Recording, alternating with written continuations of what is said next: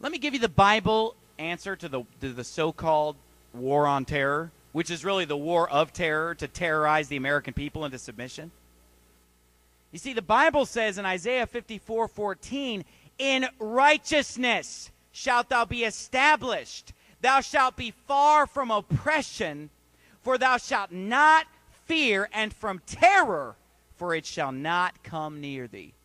God says righteousness is what will free you from fear and terror. Righteousness is what will establish you. Righteousness will prevent you from being oppressed and enslaved, according to Isaiah 54:14. It's righteousness that we need, not a war on terror. Did you know where the word terrorist even comes from? I don't know if you know where the English word terrorist comes from, but it comes from a French word. It came into the English language from French. It was coined in 1793 in revolutionary France. And let me tell you what the word terrorist meant when that word was invented in the English language. It was referring to the faction of the French revolutionary government that wanted to institute and did institute what they dubbed the Reign of Terror.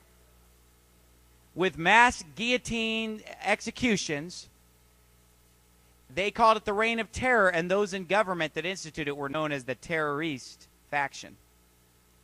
So the government was the original terrorist. I mean, that's where the word comes from. The government is the one that wants you scared. The government wants you to fear them, when really in the Bible, there's only one person you should ever fear, and that's God. I looked up every time the word fear exists in the Bible. And every single time it was negative, unless it was talking about fearing God. Every other time it was negative. The only legitimate fear is a fear of God, but they don't want us to fear God and keep His commandments. They want us to fear them and keep their commandments, because they have become a substitute for God.